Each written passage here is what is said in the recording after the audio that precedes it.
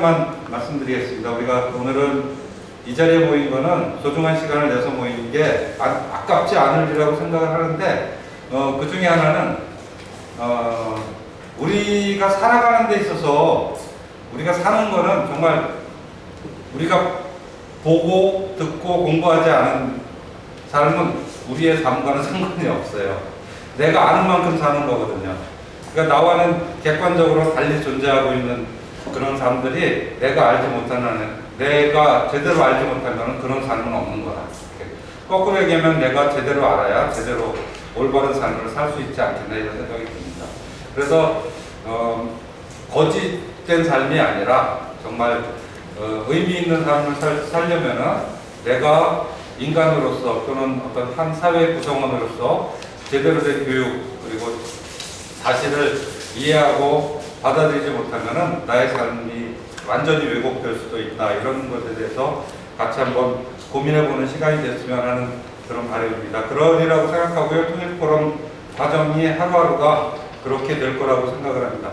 소중한 시간들 계속 내주시고요. 빠지지 말고 함께 했으면 좋겠습니다. 오늘 김재양 선생님을 소개해 올리겠습니다. 제2강 행복한 평화 너무 쉬운 통일. 행복한 평화 너무 쉬운 통일. 받아들여지나요? 이 말이? 아마 조금 오늘 강의를 들으면은 아마 이 말을 이해할 수 있을 것 같아서 정말 행복한 평화 너무 쉬운 통일이 확 다가오는 그런 강의가 될 것 같습니다. 김진양 선생님은 최근에 그 개성공업지구 지원재단 이사장이셨습니다. 그리고 전에 대통령 비서실 통일외교안보 정책실 행정관이셨고 인사비서관으로도 계셨습니다. 이전에 개성공단이 활발하게 움직일 때 2008년부터 11년까지 개성공단 관리위원회 기업 지원부장으로 가장 많이 개성공단의 그 상황을 알고 계신 분이기도 합니다. 저서로는 우리 개성공단 사람들 우리 함께 살 수 있을까, 한반도 평화체제 등 여러 그 훌륭한 저서가 있습니다. 우리 김진양 선생님을 큰 박수로 모시고 강의를 듣도록 하겠습니다. 감사합니다. 네, 인사드리겠습니다. 김진양입니다. 반갑습니다. 안산에 항상 한겨레 평화통일포럼 기수 있을 때마다 항상 옵니다. 초에 인연을 맺었던 게 2013년쯤으로 기억을 합니다. 벌써 33기가 됐어요. 강의 올 때마다 제가 항상 궁금한 게 하나 있어요. 강의를 들으시는 분들은 어떤 마음으로 이런 강의를 들으실까? 어떤 분들입니까? 어떠세요? 강의 수강 신청을 하게 된 이 아카데미에 수강 신청을 하게 된 계기들이 다 다를 것 같긴 한데, 공동본부가 있다라면 진실을 좀 알고 싶다 이런 마음이 조금 있긴 하니까 어떻습니까? 아니면 야, 너 꼭 들어야 돼, 가서 등록해야 돼, 강압적으로 이런 분들도 없지 않을 것 같기도 하고요. 내지는 31개를 제출한 거는 그래서 포럼에 동참회에서 야, 너 꼭 가 들어가라, 진짜 좋더라 이렇게 권유받은 분들도 있을 것 같기도 하고 다양하겠죠. 그럼에도 불구하고 저는 한 분 한 분 참 반갑고 소중한 마음으로 인사를 드립니다. 이 불이 꺼지나요? 예, 제 얼굴 안 나오고 있네요. 여러 경력이 있는데요. 많은 정체성을 물어 저한테. 교수님은 학자입니까? 관료입니까? 뭐 하는 사람이에요? 시민활동가입니까? 학자적 정체성을 갖고 있습니다. 대학원에서 학생들을 가르쳤습니다. 북한 통일 문제를 전공한 학자입니다. 그러다가 좋은 계기가 되어가지고 참여정부 당시에 노무현 대통령이 오시고 청와대에서 남북한 국장이라든가 대승안이라든가 대북 정책 사업들을 많이 했었습니다. 여러 협상들도 국적과 많이 진행했었고요. 주 전공 영역이 분단 극복, 평화의 실현, 이게 소명처럼 있는 제 전공입니다. 제가 일찍 와가지고 오늘 이 강의에 참여하시게 되는 분들 한 분 한 분 이름 안 외워드리구나. 33분 11강까지 가는 과정 속에서 꾸준히 새로운 인식의 지평을 연다고 생각하시고 평소에 이 분단체제, 우리가 일상을 살아가는 분단체제가 전혀 가르치지 않는 내용입니다. 우리가 분단을 살아가는데 사실은 분단체제는 분단극복이라든가 평화라든가 통일 뭐 이런 부분 관련해서 구조적으로 제도적으로 잘 가르치지 않습니다. 이게 분단체제의 특성입니다. 매우 불편한 인식입니다. 분단체제의 본성입니다. 인상적인 게 고등학생도 있고요, 대학생도 있어요. 김선희 학생이 저쪽에 앉은 학생인가? 반갑습니다. 저 고등학생하고 또 연세도 되시는 분들도 있는 것 같아요. 유한간에 11강까지 좋은 인연으로 마지막 11강을 들었을 때 인식이 모든 것을 바꾸잖아요. 아, 진짜 무심했었구나. 사실 이게 개인의 내용이 아닙니다.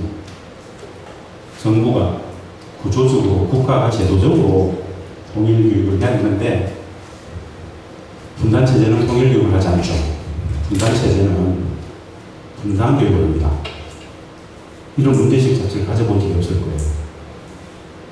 헌법정신에 평화니 통일이 있지 않아요.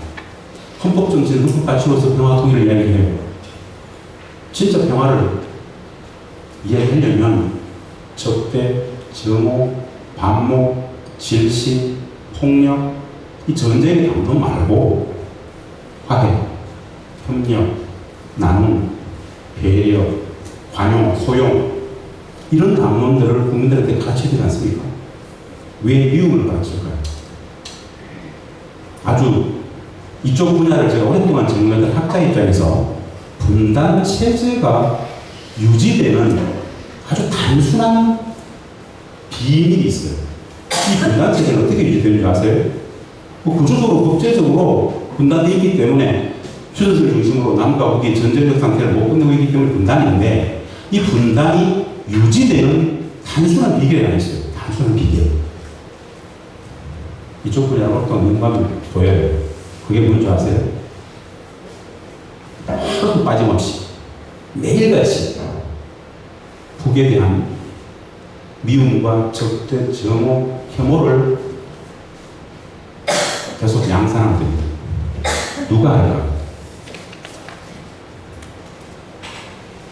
유수 회사들이 하잖아요. 분단 유수 회사들. 제가 큰 질문 한번 던져볼게요. 평생을 살아오시면서 북한과 관련된 긍정적인 뉴스를 접해본 적 있으세요? 잘 없습니다, 사실. 왜 그럴까요? 우리가 매일같이 북을 욕해요. 매일같이 일본을 욕하나요? 매일같이 중국을 욕하나요? 이상하지 않아요? 왜 우리는 매일같이 아무 관심도 없는데 그 면은 잘 보지도 않는데 왜 종이신문부에서 이 분단 유수회사들은 매일같이 북을 욕할까요? 비난할까요? 폄훼할까요? 혐오감을 왜 심을까요? 저딴 것들하고는 함께 살 수 없으라는 인식을 얻는 것이 있습니다. 헌법정신에 평화통일을 이야기해서 왜 이럴까요? 그럼 툭 던져보겠습니다. 분단이라는 게 말입니다. 누군가는 분단 구조라고 그러고 누군가는 분단 체제라고 해요. 분단이 국민 불행의 구조적 근원이라고 해요. 근데 우리 그 분단에 대해서 깊이 있게 생각해 본 적 있습니까? 국민 불행의 구조적 근원이면 국가는, 정부는 그 분단이 왜 어떻게 되었는지, 누구 때문에 분단이 되었는지 분단의 원인에 대해서 정확하게 가르쳐야 되지 않습니까? 아시나요? 왜 분단됐는지? 잘 몰라요. 우리 태어났을 때 분단되어 있었잖아요. 그리고 그 원인에 대해서는 별로 아시지도 않아요. 우리 최선을 다해서 동원해 보면 분단? 뭐 그냥 강대국들이 갈랐나? 뭐 남북에 이념 갈등도 있었잖아. 뭐 좌우에 대립이 있었잖아. 뭐 이전도의 인식 말고 진짜 분단이 어떤 과정을 통해서 어떻게 분단되었는지 배워보지 못했잖아요. 몰라도 될까요? 국민 불행의 구조적 근원이라면서 누구도 분단으로부터 자유를 줬는데 사실은 경황의 통일이 거창한 게 아니거든요. 남과 북이 함께 사는 거예요. 그냥 평화롭게 그래 같이 이게 평화의 통일이에요. 거창한 게 아니에요. 그냥 70년 전에 헤어졌던 가족이 다시 만나서 밥 같이 먹고 같이 사는 게 평화의 통일이에요. 왜 못하죠? 김일성, 김정은 때문에 퉁쳐버린 끝입니까? 꼭 알아야 되는 얘기인데요. 이 문제의식은 뭐냐면요. 분단 체제는 우리가 일상을 살아가는 이 분단은 구조가 되었고 체제가 되었는데 이 영역을 가르치지 않더라는 겁니다. 이게 이제 분단의 본질인데요. 그 이야기를 좀 드리려고 합니다. 70년 분단의 역사가 있어요. 70년. 사실은 그 분단의 뿌리를 찾아가다 보면 35년 식민지배, 일제 식민지배로부터 연관이 되어 있습니다. 사실. 분단의 원인을 찾아가면 그렇습니다.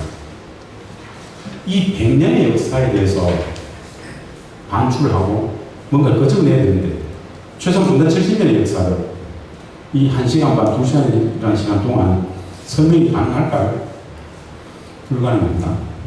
그냥 그래서 동기부여 정도로 툭툭 던지겠습니다. 제가 크라이스트 미래전략대학원에서 물리학하고 무공계, 화학관, 이 소위 말하는 이과학생이 대부분인 그 학생들한테, 대학원생들한테 분단만 한 학기를 가르쳐요. 북한 사회는 또 한 학기를 가르칩니다. 분단도 알아야 되고, 통일도 알아야 되고, 북도 알아야 되는데, 저는 오늘 이 시간에 그냥 압축적으로 툭 던지는 문제 제기 정도, 매우 간단치 않은 영역으로 이 영역이 존재하는 건 새로운 인식의 지평을 좀 열 수 있도록 몇 가지 말씀을 좀 드리려고 합니다. 이렇게 시간이 막 지나면서 저한테 9시까지 시간인데 중간에 한 5분 정도 쉬었다가 이후 개성공단 이야기까지 드릴 겁니다. 분단 잠시 설명을 드릴 거고요. 통일의 개념 과정도 보실 겁니다. 제가 잘 드는 예가 있어요.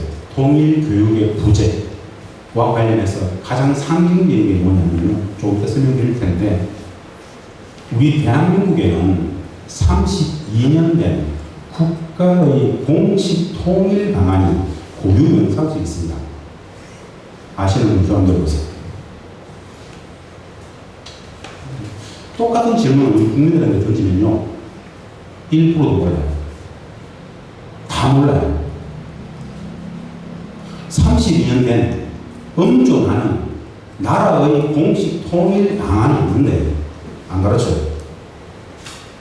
89년 9월에 노태우 정부 당시에요. 정부가 만들었지만 정부 차원에서 발표하면 다음 정부가 이걸 부정할 수 있잖아요. 그래서 국회가 비준 공표를 했습니다. 정부 차원의 최초의 통일 방안을 만든 사람은 전두환 정부 때 민족화합 민주통일 방안이라는 것을 만들었었어요. 최초. 근데 그것은 노태우 정부에서 부정당했어요. 한계가 너무 많다. 적절치 않다. 그래서 진짜 잘 만들었던 방안이 좀 더 볼 텐데 민족 공동체 통일 방안이라는 게 있습니다. 이름이 중요하지 않고요.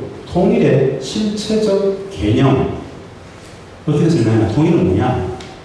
남과 북의 수십 년간의 오랜 평화공존, 평화의 번영, 평화의 수십 년 과정, 평화가 통일이다라고 가르쳐요. 평화가 통일이다라는 말을 어렴풋이 들어본 적 있습니까? 통일은 그냥 순수히 형으로 부리고 남과 북이 단일한 정치체제, 단일한 경제제도, 단장국 질서 밑에 유일 정치 권력 속에서 명실상부하게 완벽히 하나 되는 것을 우리 통일로 다 상정하잖아요. 근데 우리 국가의 공식 통일을 만드는 그 순간도 있긴 하지만 그 이전 1단계 과열력, 2단계 남북이라 수십 년간의 오랜 평화, 공존평화 번영의 과정 전체를 통일의 개념으로 봐요. 이런 말씀들을 들어본 적이 없었고요. 혹 남과 북이 이미 합의한 통일 방안이 있다라는 이야기 들어본 적 있습니까? 남과 북은 이미 합의한 통일 방안이 있습니다. 근데 민주주의인데 내가 이 나라의 주인인데 여러분들이 국민으로서 이 땅의 주인인데 왜 모르죠? 정부가 국민들을 속이는 걸까요?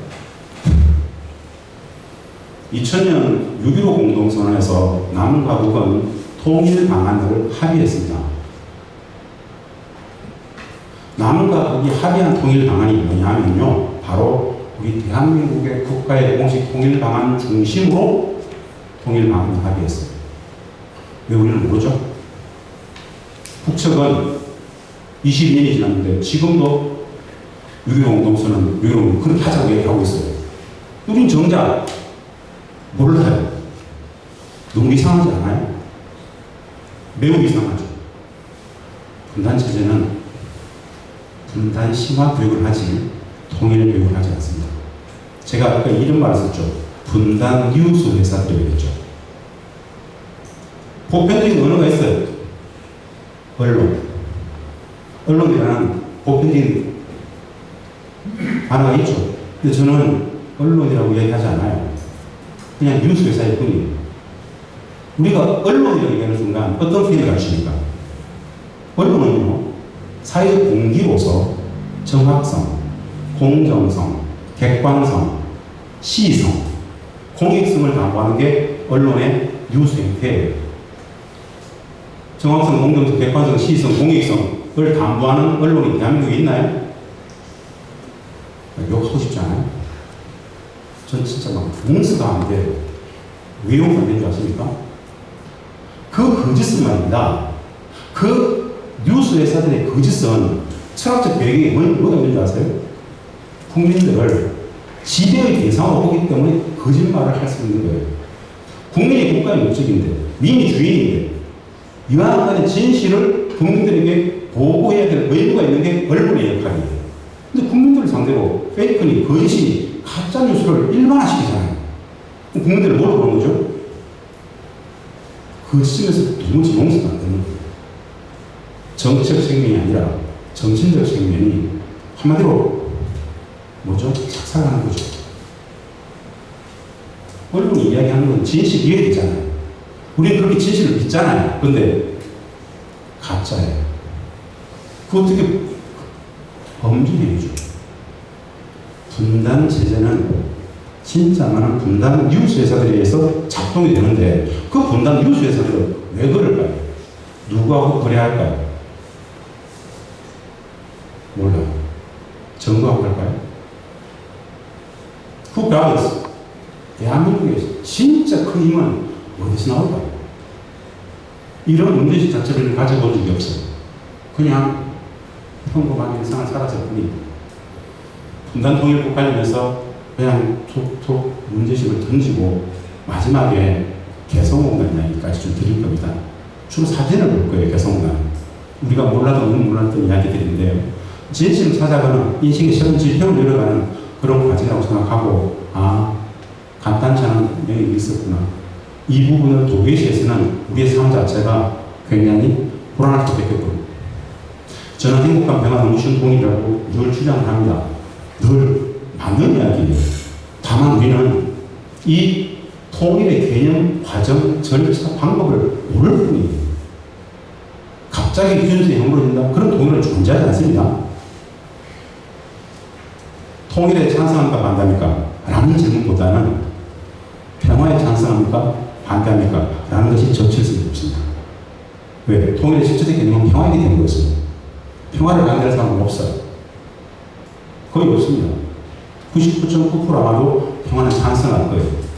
통일 굉장히 논쟁적입니다. 반대하는 사람 많습니다. 왜 반대하죠? 상상이 안 되잖아요, 도무지. 어떻게 갑자기 70년을 달리 살았던 국적하고 같이 함께 산다는 말입니까? 그럼 재앙이죠. 그런 건 존재하지 않아요. 수십 년간의 오랜 평화, 목적이 현실로서는 평화가 통일이에요. 평화, 너무 쉬운 평화가 된다는 겁니다. 그 너무 쉬운 방법은 우리 마음 안에 있습니다. 국가의 공식 통일 방안이 이미 제안을 하고 있어요. 남북 합의 과정도 있어요. 그걸 알면 거기가 끄떡여져요. 다만 몰랐기 때문에 어려웠던 거죠. 왜 쉬운지 한번 보도록 하겠습니다. 분단 통일부 기본 건드리고 터치하고 개선까지 이야기 좀 나가겠습니다. 통일교육의 부재. 분단체제는 통일교육을 하지 않았고 분단교육을 했다. 누군가는 뭐 반공반복교육을 했다 이런 얘기를 하는데 이해하면 분단체제는 당연히 분단체제 유지, 확대, 재생산이라는 분단교육을 가지고 본질적 속성입니다. 여러분, 아까 우리 이천환 대표께서 말씀하셨는데요.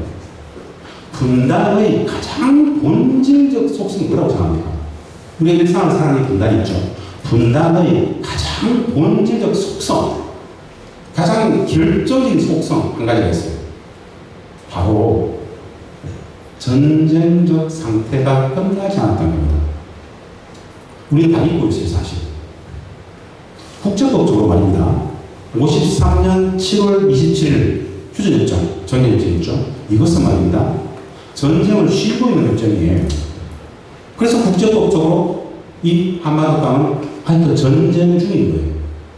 2차 세계대전 이후에, 20세기 이후에 가장 오래된 전쟁적 상태를 유지하고 있는 땅, 이 땅이에요. 우리는 그거에 대해서 생각해 본 적이 없어요. 전쟁 끝났잖아. 물론 총알 대포가 닿지 않죠. 국제법적으로 전쟁이 유지되는 상황이란 말입니다. 최소한 전쟁을 끝내야 되는 거 아닙니까? 5천만 국민들이 무슨 볼모입니까? 이 말씀을 제가 드리는 이유는 뭔지 아세요? 분단이 국민 불행의 구조적 근원이라고 하는 그 이야기가 똑같은 건 어떤 거냐?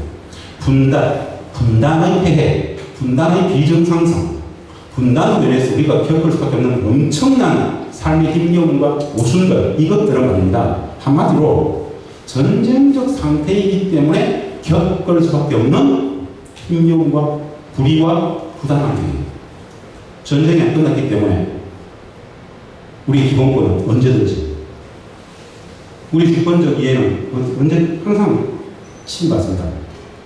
전쟁 중이기 때문에 전쟁 중이기 때문에 불평등 한미 관계를 늘 강요받아야 되잖아요. 전쟁 중이기 때문에 전쟁이 끝났으면 70년 또 전쟁이 끝났으면 정상적인 한미 관계로 가야 되죠. 이 어떤 거냐? 한미 상호 방위주의 같은 겁니다. 미일 상호 방위주의도 있고 미 필리핀 상호 방위주의도 있어요. 한미 상호 방위주의도 있죠. 세 개를 비교해 보면 이거는 분통 터져서 볼 수가 없어요. 한 번도 우리는 한미 상호 방위주의를 읽어본 적이 없어요. 그거 읽어보면 어떤 줄 아세요? 피가 거꾸로 솟아요. 거기에 근거해서 다 그냥 그 엄청난 말 같은 불평등들을, 관계들을 강요받는 거예요. 전쟁이기 때문에. 한두 가지가 아니에요. 그 비정상의 물적 토대로서 전쟁의 상황이 있더라는 겁니다. 그래서 요즘 나오는 얘기가 최소한 전쟁은 끝내야 되지.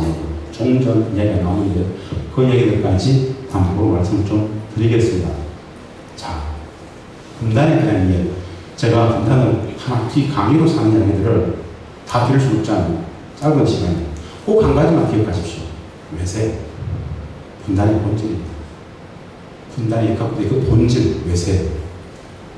왜 분단되었는가? 수많은 얄타부터 모서 상상이, 카이로, 목사 필요 없고요. 딱 한 가지 본질.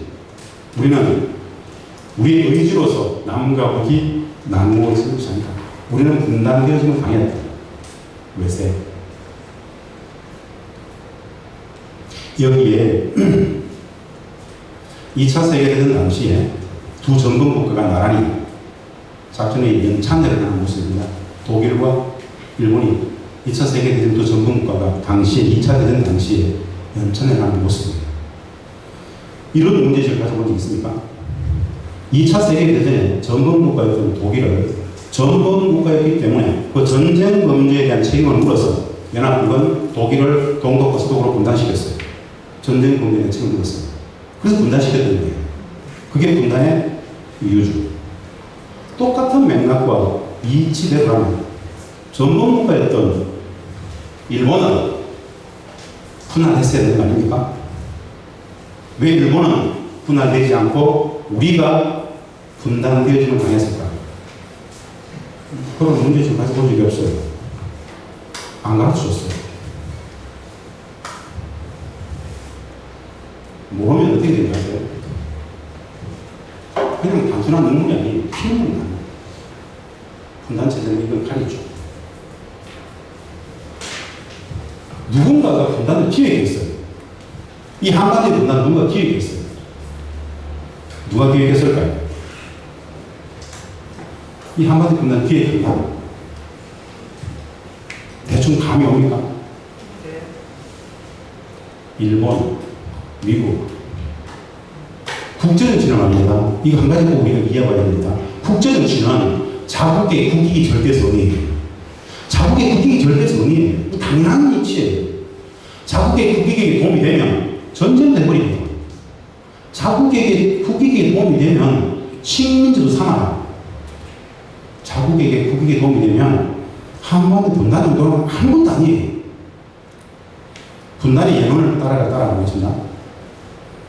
동아 1894년 청일전쟁. 아니 그 이전부터 얘기해볼까요? 1992년 임진왜란이 있었죠. 임진왜란 당시에 일본은 조선을 침략해서 명에게 오니까는 명에게 아주 기만술책으로 이렇게 제안했어요. 이 기만술책이었습니다. 싸우지 말고 우리 명하고 우리가 일본에 싸우지 말고 그냥 평양을 중심으로 평양 이북은 명이 가져가고 평양 이란은 우리가 먹어라고 제안했던 적이 있습니다. 들어본 적 있나요? 없죠. 이 1590, 임진왜란 당시 이야기예요. 400이 흘렀어요. 1800년대 후반, 1894년 서부 열강의 엄청난 틈바구니 속에서 그 시기에 청일전 당시 일본은 청에게 도전합니다. 한강을 기점으로 한강 이북은 청이 가져가고 한강 이남은 우리가 먹겠다 하려면 청은 안 받아들였죠. 그런 역사상 자체를 배운 적이 없어요. 1904년 로열 전쟁 당시 러시아와 일본이 싸우니까 영국이 협상을 중지했어요. 영국이 제안했던 선은 한강이었어요. 야 너네들 싸우지 마라. 러시아 일본들 싸우지 말고 그냥 한강을 기점으로 한강 이북은 러시아가 가져가고 이남은 일본이 가져가라. 그렇게 대충 양해해라. 영국의 간섭이었죠. 우리는 왜 이 역사를 배운 적이 없을까요? 인식이 모든 것을 결정하는데 몰라도 되는 명이 아니죠. 1905년 카스카트르 위안 엄청난 거대한 거래가 있었죠. 일본이 조선을 식민지하고 미국은 조선에 대한 모든 관심을 건다. 대신에 미국은 필리핀을 전체로 믿는다. 식민지한다. 일본은 필리핀에 관심 건다. 조선과 필리핀을 일본과 미국이 각자 식민지화자 양해했죠. 카스카트르 이야기죠. 이게 국제정치라는 거죠. 그렇게 삼촌 식민지가 있었습니다. 해방이 되었습니다. 해방된 땅에서 전 세계 수많은 약소국가들이 있었습니다. 우리는 이런 이야기예요. 우리의 부담은 약소국가였기 때문에 강대에 의해서 당한 거지만 약소국가였기 때문에 당한 거 아니겠나 이렇게 얘기해요. 그게 충분 조건이 아니에요. 어떤 거냐? 누군가가 조선에 이 한반도의 분단을 기획했기 때문에 분단이 되는 거예요. 우리하고 똑같은 약소국의 위치에 있었던 나라들이 당시 얼마나 많았냐면요. 2차 세계대전이 끝났을 때 우리처럼 약소국가로 분류되었던 식민지에서 해방이 되었던 나라는 총 78개 국가가 있었어요. 우리처럼 분단된 나라는 예멘하고 밖에 없어요. 약속을 다 당했어요. 그러지 않았다는 것이죠. 여기서부터 미스테리. 누가 이 분단을 개입했는가? 어마어마한 군사작전 속이었어요. 전쟁의 중이었어요. 45년 2월 크림반도의 휴양도시 얄타에서 루즈벨트, 처칠, 스탈린 세 지도자가 모여가지고 독일 분할을 결정했어요. 얄타에서 결정했죠. 40년 2월 얄타 회담에서의 독일 분할 결정은 일본 애들한테는 엄청난 공포였어요. 다음은 우리 차례입니다. 일본이 분할되겠구나. 그때부터 일본은 전쟁 중에 있었던 스탈린을, 전쟁 중에 있었던 아이젠하워, 메가드, 트루만을 찾아갑니다. 엄청난 정보 공작을 하죠. 미소의 핵공격을 꼬드기는 죠. 소련이 극동 시베리아로 내려올 때 그거를 전쟁을 하는 동안도 길을 안내했던 것이 일본이죠. 그 엄청난 기획 속에서 결국 한반도가 분단되어짐을 당한단 말입니다. 이것을 정확하게 가르치지 않고 분단을 어떻게 가르치느냐? 남과 북의 좌우의 이념 갈등 때문에 생겼대요. 말도 안 되는 이야기죠. 누군가가 없었던 분단 체제를 만들기 위해서, 분단을 기획하기 위해서 그 좌우의 이념 갈등을 폭증시켰죠. 그건 사실이에요. 이 분단 수립은 말입니다. 없었던 분단이잖아요. 하나의 나라를 가르기 위해서는 어마어마한 폭력과 거짓, 정보 공작이 동원되어야 돼요. 어떤 정보 공작, 어떤 거짓이 동원되었을까요? 이런 거죠. 모스크바 3.3이 결정한 왜곡 같은 겁니다. 1940년 10월 모스크바 3.3회에서는 신탁 문제가 거론이 됩니다. 당시에 40년 10월 모스크바 3.3이 신탁 논쟁은 말입니다. 전통적으로 루즈벨트 때부터 미국은 이 조선에 30년 신탁 통치를 얘기했었어요. 30년 신탁 통치. 길면 길수록 좋다. 그때부터 마수가 있었죠. 일본이 해제됐으니까 먹겠다는 거였죠. 왜냐하면 미국은 한반도에 신탁 통치를 주장했어요. 소련은 좀 달랐어요. 다른 이런 이들끼리 다른 나라들처럼 우리의 돈은 알아서 나라를 건설하겠지. 뭐 굳이 신탁 통치를 한다는 아닌가. 알아서 그들이 독립운동가들이 알아서 나라를 건설하고 나도 그러자. 이 신탁이 안 돼. 신탁을 주장했던 미국이 있었고 신탁을 반대했던 소련이 있었어요. 우리 학교 다닐 때 누가 신탁을 주장했다고 그랬죠? 기억이 잘 안 나십니까? 그런데 말입니다. 모스크바 3.3회의에서는 분명히 미국이 신탁을 주장했고 소련이 반대했어요. 3.3회의가 끝나고 3일 후에 서울에 호외신문이 불려집니다. 동아일보가 호외신문을 뿌리고 바로 조선일보가 받았어요.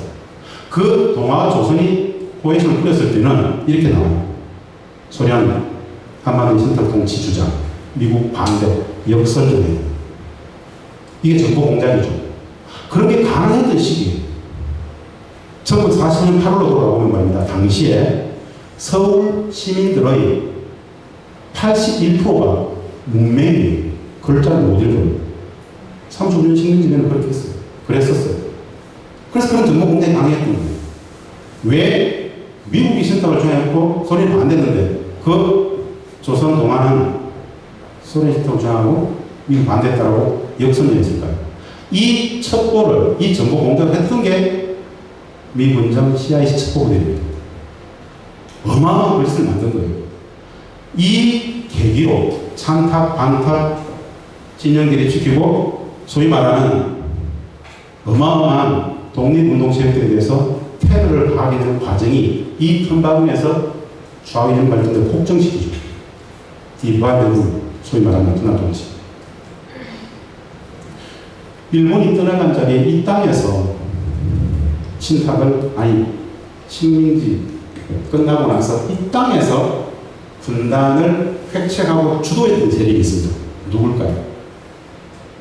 일본이 패망하고 떠나간 자리에 이 땅에서 그 오다 받아가지고 분단을 획책했던 실질적인 분단의 주체가 누구였을까요? 일제의 주구들, 소위 말하는 친일파들, 민족의 반역자들, 해방된 땅에서 청산의 대상이 됐어야 될 그들이 오히려 독립운동 세력들을 역청산해버린 물적 토대가 바로 결과물이 분단이에요. 근데 이런 이야기는 단 한 번도 들어본 적이 없어요. 왜? 분단 권력을 그들이 장악했기 때문에. 이 얘기는 그래서 은폐되어지고 왜곡되어지고 가려져 있는 참혹한 이야기죠. 5천만 국민들이, 국민의 주인, 국가의 주인, 민이 인식을 정확히 해야 정책적 여론 판단이 정확할 수 있겠죠. 근데 교육 자체를 그렇게 왜곡시켜버렸어요. 아니, 가르치지 않고. 어마어마한 이야기죠. 역사 왜곡했다고. 그 분단의 기원을 통째서 말씀드리는 이런 얘기를 드릴 수 있습니다. 김구 선생은 결국 죽임을 당합니다. 최초 몽양 선생부터 대부분의 독립운동지사들은 해방 경국에서 죽임을 당하죠. 누가 왜 죽였을까요? 분단을 수립해야 되는데 분단에 저항하니까 죽여버린 거예요. 얼마 전에 미 분쟁이 전면이냐 뭐냐 그런 말도 안 되는 논쟁을 한다는 것 자체가 얼마나 지적 수준이 말도 안 되는 악기파예요. 전면은 맞잖아요. 미 분쟁이에요. 공간이 다 지휘한다. 공간의 지휘의 명령에 거역한 자는 현장에 사살할 수 있다. 내가 포고리 이유가 뭡니까? 내가 다 접수한다. 군정을 지시한다. 삼촌 식민지배 시기에 일제에 공매도 모든 행정관서, 경찰, 군 다 현업을 다 복귀하라. 그들의 현업 복귀를 방해하는 다 현장에서 제결 처방한다. 상상이 되세요? 일제히 주부들이 다시 그대로. 그래서 그렇게 전면을 끝내버렸죠. 초기 미국은 말입니다. 여러 다양한 지도자들을 몰시하고 있었어요. 이승만이라는 사람. 꼭 한번 시간을 내서 말입니다.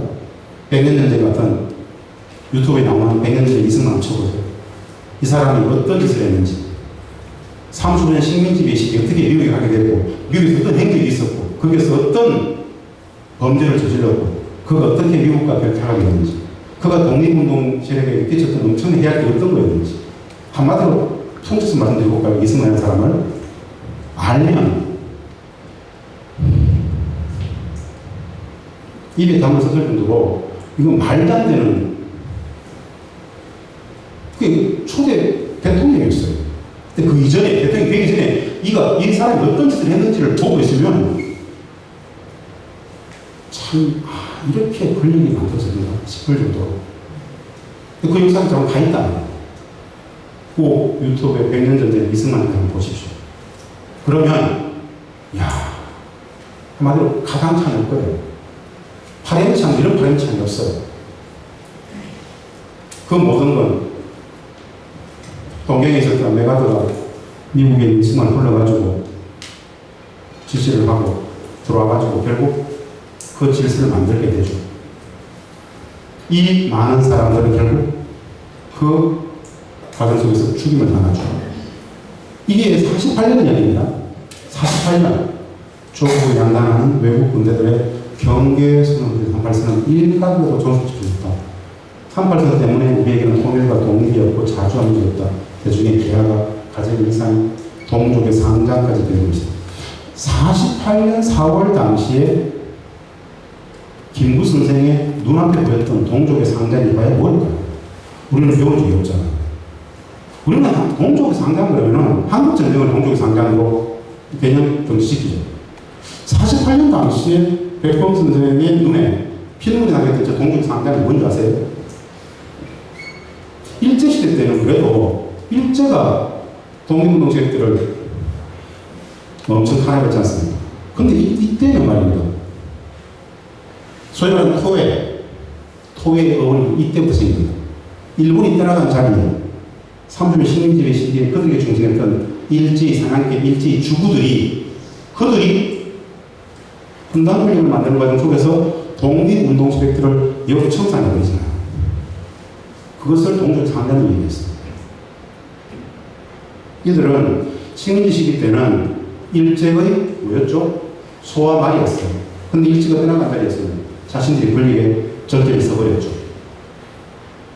오로지 한 가지 가치, 분단 체제를 수행한 가치 쭉 가게 되면서 그 독립이 미완의 독립으로, 그 광복이 미완의 광복으로, 지금까지도 대통령이 8.15 광복절 기념사에서 미완의 광복, 미완의 독립을 계속 이야기할 수밖에 없는 단초가 거기서부터 유래되었죠. 분단된 동포 간에 하나 되는 노력은 이 시대의 새로운 독립운동입니다. 김구 선생님 말씀이신데, 우리가 제도교육 속에서는 이런 이야기를 해야 됩니다. 이게 무슨 뜻이었을까? 왜 통일운동이 독립운동이지? 우리는 이 영역에 대해서 인식이 없었기 때문에 왜 통일운동이 독립운동인지는 모릅니다. 근데 이 영역을 전공한 학자 입장에서는 가장 피눈물 나는 한 문장입니다. 지난 100년의 역사 속에서 우리의 모든 그 민족적 울분이, 그 힘겨움이, 모순이 여기서 다 잉태되었기 때문에 문제점에서 툭 던지는 겁니다. 38선을 외고 죽더라도 분단은 안 됐다. 결국 죽임을 당하죠. 안두희, 육군, 포병, 소위, 안두희, 서북청년단 안두희, 안두희에게 백범학살을 짓은 김창룡은 미군정 CI-19부대라고 계속 모여를 했었죠. 국민들이 진짜 알아야 돼요. 국가의 최고 독립운동가였던 백범을 암살했던 이 안두희는 6개월 만에 2계급 특진을 합니다. 뭔가 이상하지 않아요? 처벌해야죠. 2계급 특진을 시켰어요. 이 역사가 어떻게 그거 됐을까요? 몰라요. 안 배웠어요. 구조적으로 안 가르치죠.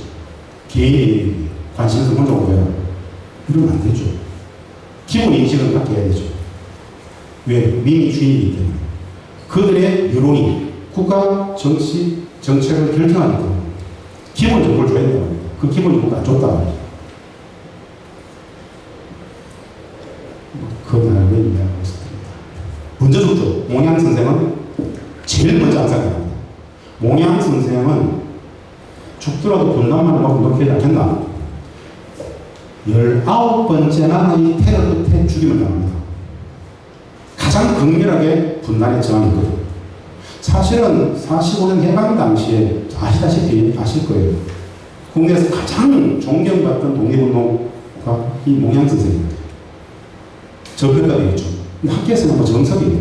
일본이 45년 8.15 전에 이미 해방을 직감하고 조선의 지도자를 불러가지고 권력을 이양하고 있을 때 조선 총독은 몽양 선생을 불러가지고 권력 이양과 모든 것을 대리합니다. 그 정도로 압도적인 지지였었죠. 가장 먼저 죽여버리죠.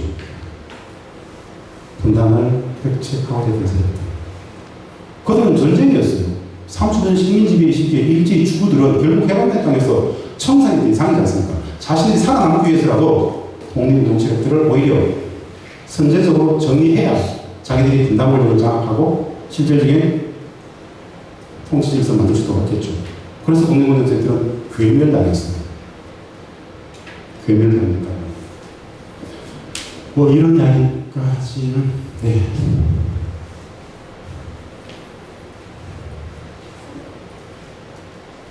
항일 독립운동, 통일운동, 땀만 뭉쳐내고 이런 역사를 저는 늘 주장합니다. 최소한 역사 교과서, 국사 교과서에서 기본을 가르치자. 기본은 우리의 뿌리가 여기 있기 때문에 있습니다. 우리의 뿌리가 여기 있기 때문에.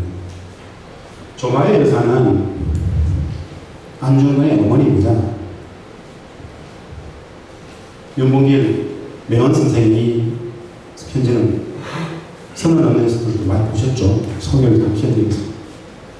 안중근 여사 이토1호를 쓰다가 저기 이토1호는 말입니다. 소위 말하는 제3일 식민지의 원흉입니다. 이 사람은 일본 일대 내각 총리 수장이었어요. 메이저급을 만들었던 사람입니다. 월사노기와 고종폐위, 조선통합까지 그야말로 식민지 전체 가장 상징이었어요. 안중근은 저격하죠. 쾌거였어요. 결국 사형 선고를 내립니다. 3월 10일 집행이 됐는데요.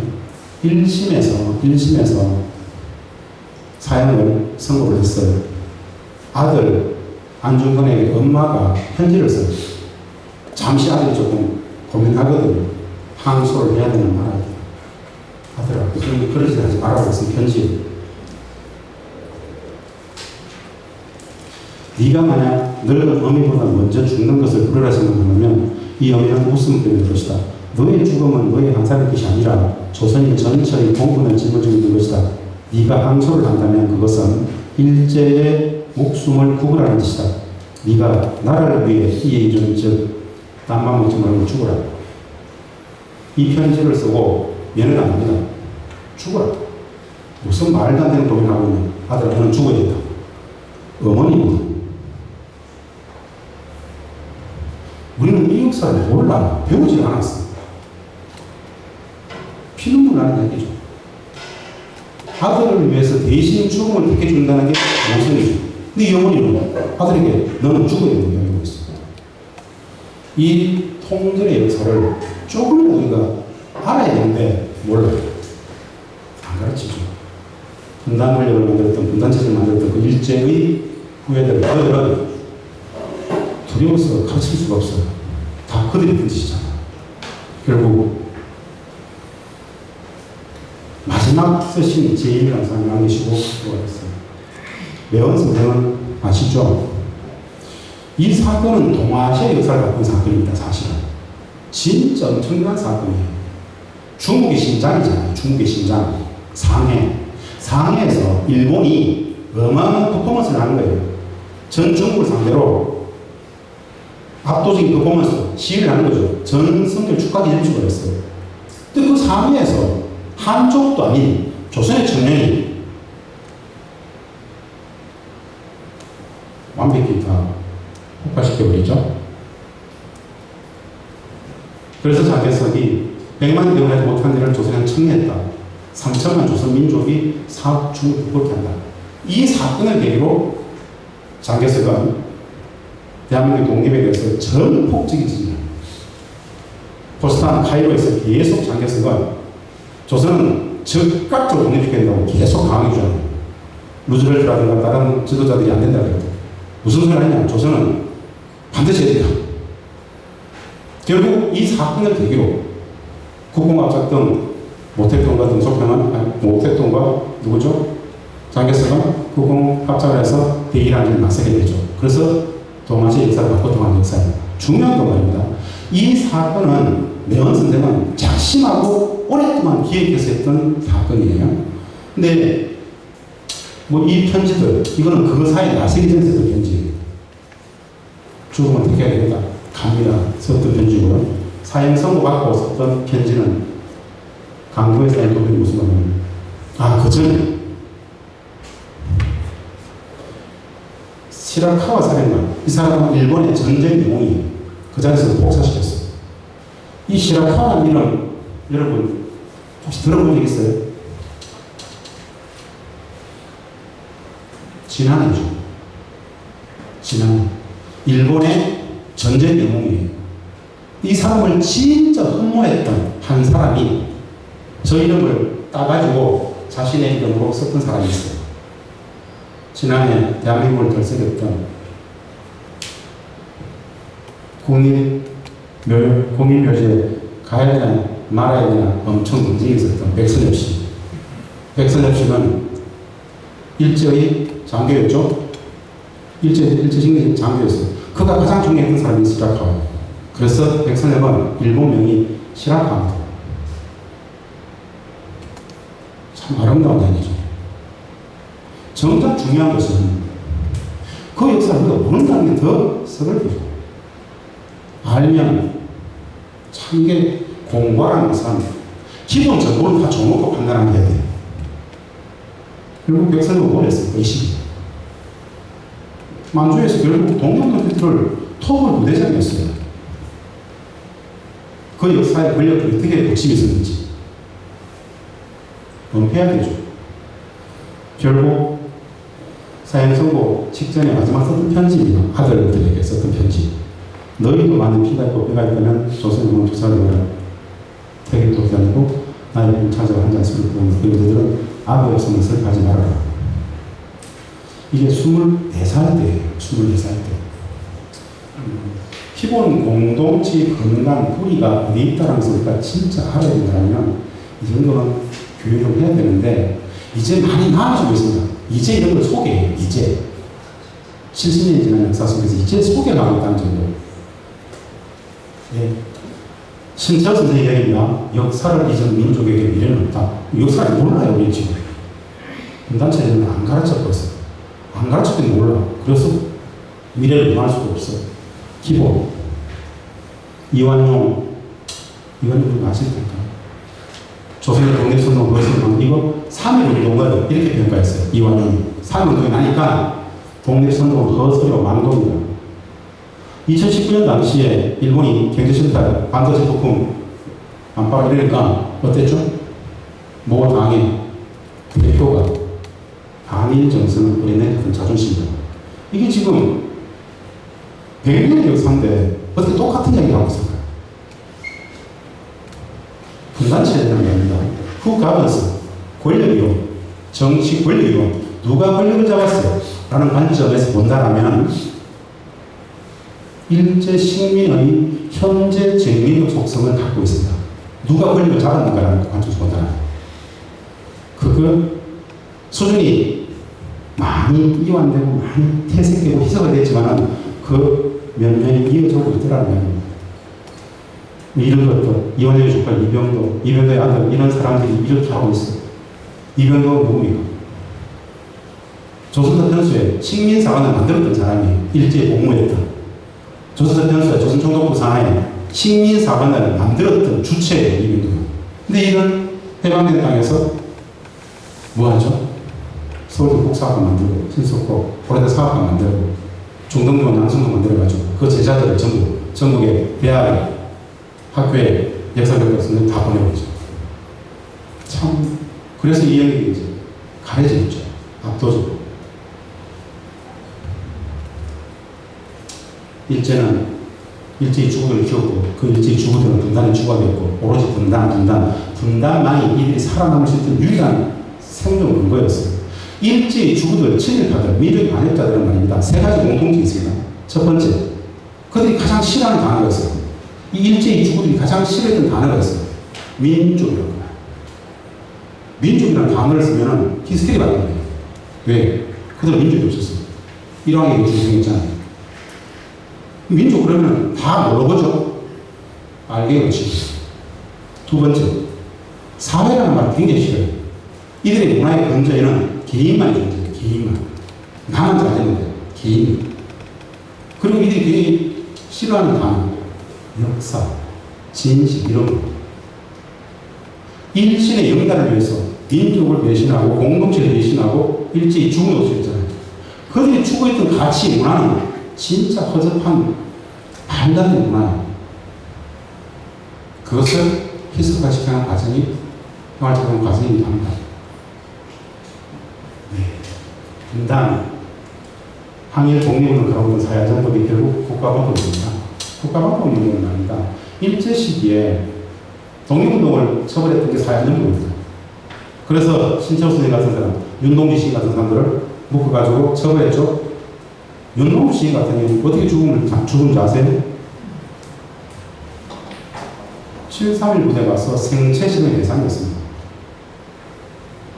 윤동주 서시는 아는데 그분이 그 7.3.1 부대의 생체 실험의 대상으로 죽임을 당했다는 건 몰라요. 사회안전법, 독립운동이기 때문에. 마찬가지죠. 48년 당시에 2달 동안만 한시적으로 이승만이 국가보안법을 만들죠. 2달 동안 한시적으로 만들었던 국가보안법이에요. 한시법이에요. 그런데 대한민국에서 가장 오래된 법이 국가보안법이에요.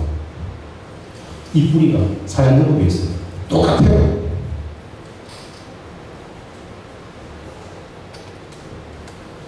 일본의 전 외상, 강의상, 호노다로 TV에서 많이 보시죠. 호노다로 외상, 강의상, 얘 집무실에 한반도 지도를 따르는 걸 있어요. 무슨 생각을 할까요? 이걸 페이스북에 올려가지고 우리한테 어떤 도발을 하는 거 주시는 거? 일본은 우리를 포기한 적이 있을까요? 말도 안 되는 소리예요. 아는 만큼 보이는데 저들은 이 땅을 포기한 적이 없어요. 왜 남과 우리 유일로 공동선언을 하고 4.27 판문선언을 하고 종전선언을 합의하고 있을 때마다 저희는 왜 일본의 아베라든가 얘들은 왜 절대 종전선언을 안 된다고 그러고 왜 그럴까요? 분단의 주구들, 분단 질서, 기획했던 일본의 북익적 전략, 한반도 분화체제 유지, 한반도 분화체제 유지, 일본의 대외 전략의 영충이에요.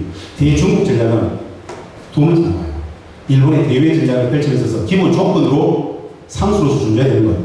한반도 분화체제는 상수여야 돼요. 어마어마하게 돈을 뿌립니다. 어마어마하게 돈을 뿌립니다.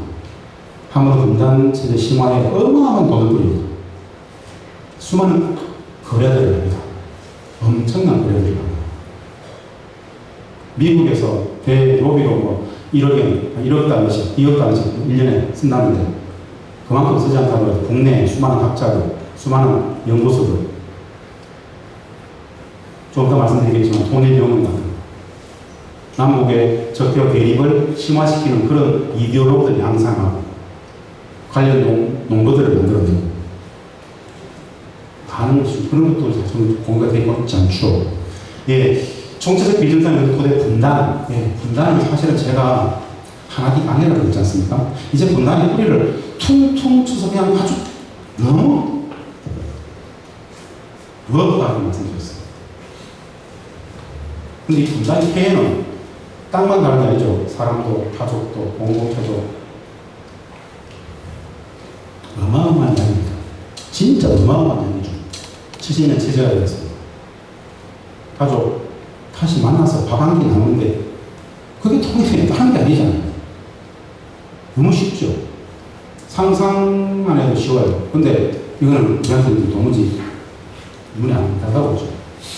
정신사, 역사, 엄청난 비정상성의 물적 토대가 분단입니다. 역사, 우리가 배웠던 많은 역사는 일제 식민사관입니다. 우리는 단 한 번도 우리 역사를 우리 손으로 써본 적이 없어요.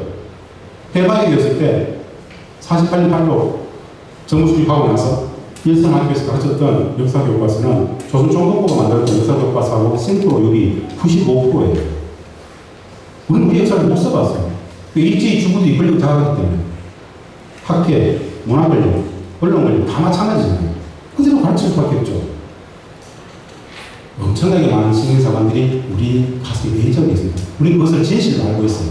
근데 그 진실이 팩트하고는 다를 때가 많습니다. 제가 잘 드는 예가 그거예요. 식민사관 중에 가장 유명한 게 이런 겁니다. 얼지먼덕. 고구려의 장수 얼지먼덕 장면 엄청난 살수대 같은 거. 우리는 살수대 저걸 북측단, 평안도에 있는 청천각의 전투로 가르치잖아요. 중국은 요동반도 요서지방에 살수대 전력에서 가르쳐. 여기서 있었던 전쟁으로. 중국의 역사서도 나와요. 여기서 전쟁에서 살수대 이야기해요. 또 우리는 평안도 땅에 살수대 청천각 전투로 가르치는 말이에요. 그게 식민사관이에요. 우리가 배웠던 식민사관도 청천각의 전투는 존재하지 않아요. 요동반도 여기가 당시에 강역, 고구려의 강역이었어요. 강역, 이렇게. 북경 얘기지 않습니까? 여기 전투예요. 이것도 우리는 교정을 못해요. 역사의 왜곡, 식민사관. 이런 게 한두 가지일까요? 어마어마하게 많죠. 그래서 정신사도 참으로 많은 것들. 분단은 우리를 원래 대륙국가의 대륙인데요. 우리는 대륙국가잖아요. 70년 분단은 신화도 우리를 섬나라 사람들로 만들었죠. 인식, 세계관.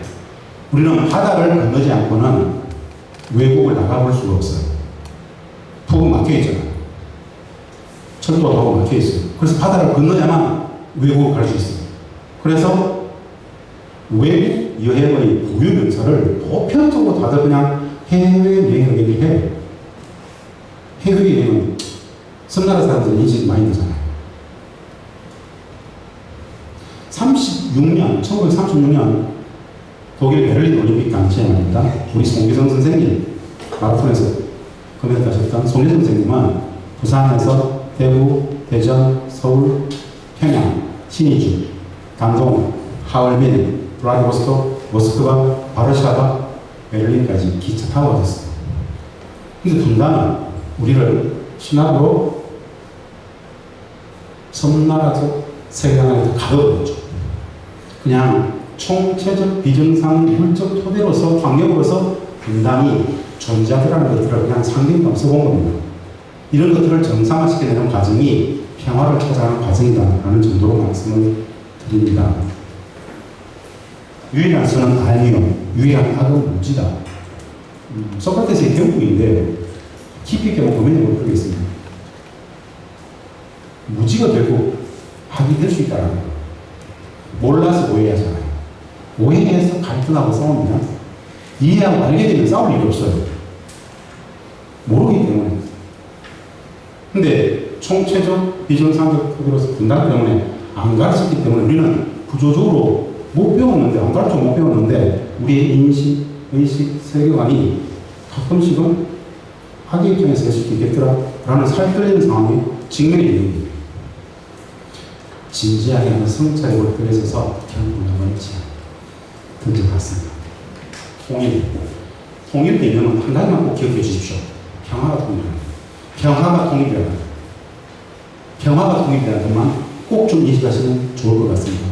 이게 바로 아까 말씀드렸던 민족 공동 통일만입니다. 89년 9월 도서정부 당시에 정부가 발표하지 않고 국회가 비준 공표했다. 그 이후 32년간 대한민국의 국가의 공식 통일을 막고 있습니다. 이름도 중요하겠지만 더 중요한 건 통일을 말입니다. 통일의 개념, 과정, 절차를 어떻게 설명하냐면요. 1단계 화해 협력이 안 돼요. 20-30년 하다가 20-30년입니다. 길면 기술 좋다고 해요. 최소한 20-30년. 서로 체제와 제도를 인정해주고 존중해주고 서로 비난하지 말고 손가락질 하지 말고 싸우지 말고 그래 너네들은 사회주의, 우린 자본주의. 너네들은 그래도 고도의 공동, 우린 개인주의, 집단주의 인정해주고 화해하고 교류하고 인적 교류하고 사회문화 교류하고 경쟁력하고 남북 경쟁 많이 하고 가장 핵심적인 게 뭐냐? 이 분단체제 가장 본질이 전쟁 협정이 있지 않습니까? 휴전협정. 전쟁 상태를 끝내자. 종전 평화협정을 체결하자. 그리고 휴전협정의 주요 주체인 미국 포함시켜서 북, 미, 중국도 휴전협정의 주요 주체죠. 미국, 북한, 중국 3자가 휴전협정의 주요 주체예요. 우리는 빠졌죠. 종전 평화협정을 체결하는 거. 실질적인 휴전협정의 실질의 두 주체는 북, 미, 북입니다. 관계 정상화하죠. 전쟁 상태를 끝내는 거. 여기서 질문. 이제 이게 불편한 계시입니다. 북측은 미국과의 70년 전쟁 상태를 유지하고 싶어 할까요? 끝내고 싶어 할까요? 이런 생각 자체를 안 해보고 있었거든요. 호시탐탐 적과의 해보려는 나쁘지 이라고 배우잖아요. 학의 과실이잖아요. 전쟁의 주체잖아요. 북은 전쟁적 상태를 유지하기를 원할까요? 끝내기를 원할까요? 속에 많은 생각들이 있으시죠? 다만 말하기가 좀 괜히 끊어지죠. 우리 모두 아주 정상적으로 분단 체제를 살고 있습니다. 저기 그런다고 있다. 북은 전쟁 끝내기를 원해. 지금까지 진리예요. 전쟁이 국가 전략인 나라는 없어요. 다만 분단 체제는 그렇다고 계속 가르쳐요. 북한의 국가 전략이 뭘까요? 대한민국 국가 전략하고 똑같아요. 국민이 행복한 나라. 그들의 언어로서 이민이 행복한 나라. 뭐가 다르겠습니까? 모든 나라의 기본 표방이죠. 전쟁 자체가 목적인 나라가 어디 있겠어요? 말도 안 되는 이야기죠. 그런데 누군가는 이 땅의 분단체제를 유지해야 돼요. 분단체제를 유지해야 되기 때문에 하나를 악마화 시켜놔야 돼요. 모든 분단의 운용을 만들어야 되죠. 분단의 본질을 들여다보는 거예요. 북은 언제부터 미국에게 종전평화를 좀 요구했을까요? 아까 제가 국가방법을 한식으로 했죠. 현재 휴전협정은 말입니다. 현재 휴전협정 체제, 70년 휴전협정 체제. 1953년 7월 17일 휴전협정은 말입니다. 53년 7월 17일 가협정을 맺고 일단 전쟁을 여기서 정지한다. 그리고 세 달 후에 스위스, 제네바에서 모여가지고 평화협정을 체결한다라고 약속하고 3달 동안만 유지하려고 했던 게 휴전협정이에요. 스위스 제네바 협정에 판을 뜬 건 누가 깼을까요? 몰라. 미국이 바뀌었잖아요. 이런 말들 자체를 하는 것 자체가 참 세상 진짜 좋아졌죠. 예전에는 언급 자체를 못했잖아요. 진실을 안다는 거. 그래 역학관계가 보인다는 거. 본질을 들여다본다는 거. 그 3개월 후에 평화협정을 체결하게 놓고 70년간 휴전적 체제를 유지하면서 불평등 관계들을 그 모든 난망한 과제들을 대한민국 국민들에게 다 짐을 지우는 체제가 바로 분단 체제입니다. 근데 우리는 분단에 대해서 구조적으로 제도적으로 배워보지 못했고 그냥 나쁜 새끼들, 지질한 새끼들, 저 혐오, 현부, 평해 아휴 저것들 이 인식만 가지고 분단 체제 70년 살아왔어요. 본질을 들여다보는 힘이 필요한 말씀을 드렸습니다. 중요한 건 말입니다. 1단계 화해면 1단계 30년 이상 하자. 2단계 남북연합 하자. 남북연합은 쉽습니다. 남북 국가와 국가 연합이에요. 남북 국가와 국가 그대로 두고 국가와 국가 그대로 두기 때문에 정치권, 외교권, 국방권을 양국가가 다 갖고 있는 겁니다. 위에 상회, 남북 정상회의, 남북 장관급회의, 남북 병회, 즉 국회, 세계 회의체를 운영하는 것. 이게 2단계의 남북연합 상황이에요. 국가와 국가 연합. 북측은 우리가 연합주의를 하는데 북측은 연방주의를 하는 거죠. 연방제와 연합제의 차이는 단순합니다. 이거는 연합이라는 건 남북 양지역 정부가 국가와 국가 그대로 있고 정치권, 외교권, 국방권, 외교권과 국방권도 남북 양지역 정부가 그대로 갖고 있는 것이 연합정부예요. 연방제, 북측 이야기의 연방제는 미국식 연방제입니다. 연방정부를 둔다. 남북 지역정부를 두고 연방정부를 둔다. 남북 지역정부는 정치권을 가진다. 연방정부가 외교권과 국방권을 가진다. 이게 연방제예요. 미국 연방이 똑같죠? 우리는 연합제. 연방정부는 아무런 권한이 없다. 얘는 정부 자체가 없다.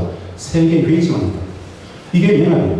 이것도 수십 년 하다가 저거 수십 년 하다가 명실상부하게 완벽하게 하나로 합쳐도 아무런 문제가 없다고 판단했을 때 진짜 이제 완전히 하나의 정치제도, 경제제도, 법질서 명실상부하게 완벽히 하나 해도 합쳐도 아무런 문제가 없다고 판단했을 때 그 시대를 살아가는 후대들이 자유로운 선거를 통해서 완전 통일을 결정하게 하죠. 이 마지막 순간이 완전 통일 순간이에요.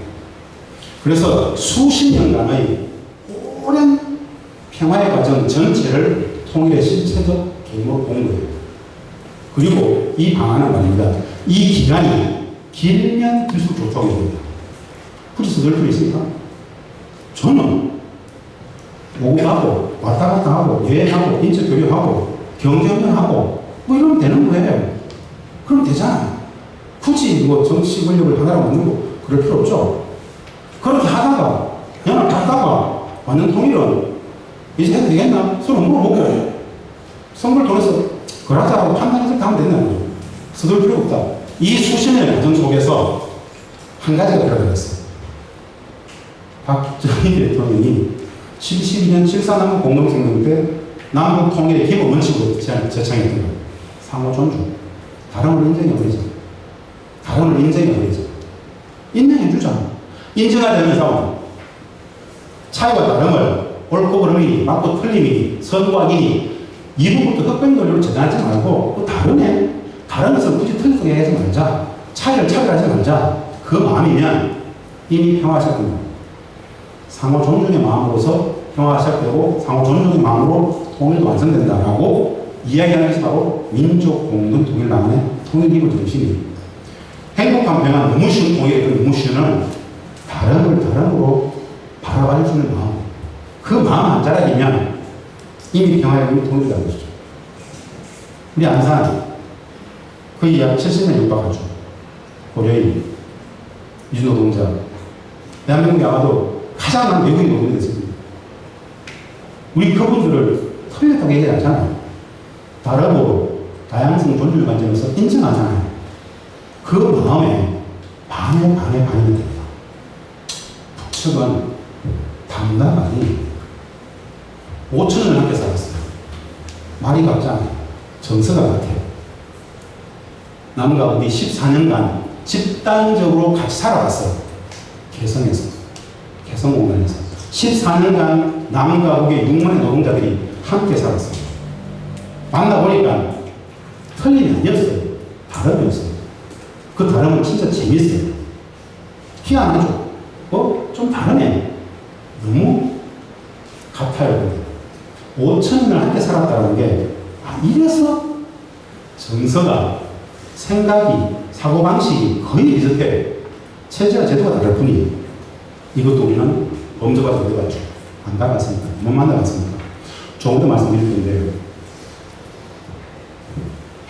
수십 년간 오래 평화에 가지고, 다름을 가지고, 그 마음 한 자락이면 이미 평화가 섰습니다.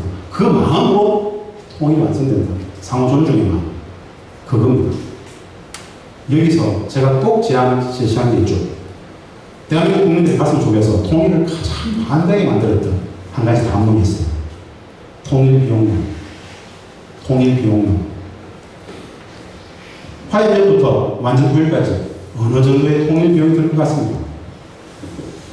계산이 안 되죠. 거짓말입니다.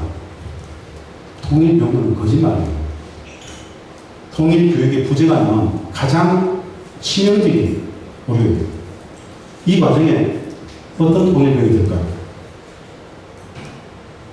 잘 모르죠. 통일연구이라는 것은 말입니다. 북한의 붕괴를 상징합니다. 고전적 의미에서.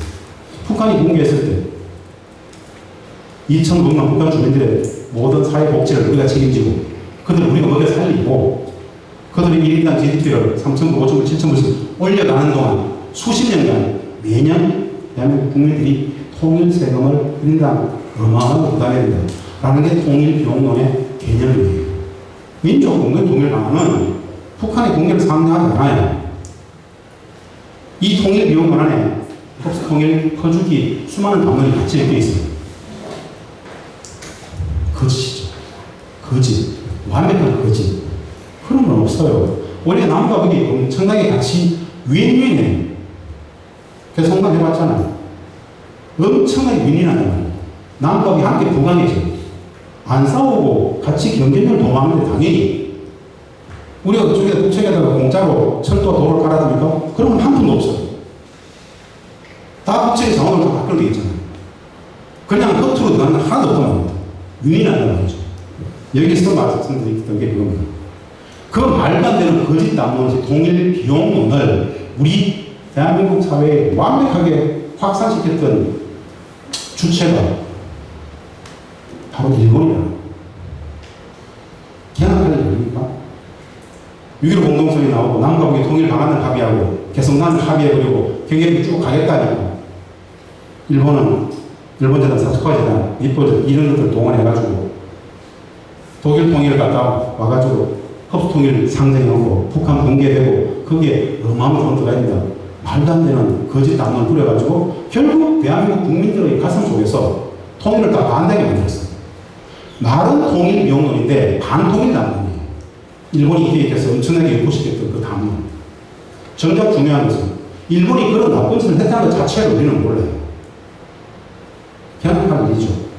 분단의 본질, 분단의 기원, 분단의 유지 과정 속에서 국제정책 패권을 위해서 그들이 국익을 위해서 이 땅의 분단 질서를 계속 유지하려고 하고 그들은 팔짱 끼고 남과 북의 통일을 그냥 원하지 않는 것이 아니고 가장 깊숙이 개입해서 수많은 정치 공작을 통해서 반대하고 막아내고 있다는 동북 질서 속에서 남과 북이 손을 잡고 화해하는 순간 동북의 질서가 바뀔 것이기 때문에 그들의 국익이 엄청난 손실이 있을 것이기 때문에 아주 국가적 차원에서 분단 질서를 계속 유지하려고 하고 있죠. 이 본질을 들여다보는 것 결국 인식에서 시작됩니다. 중요한 건 수십 년의 오랜 평화의 과정으로서 통일을 설명하고 이해하는 것. 평화가 실질적인 통일이라는 것. 그 평화는 진짜 아무것도 아니다.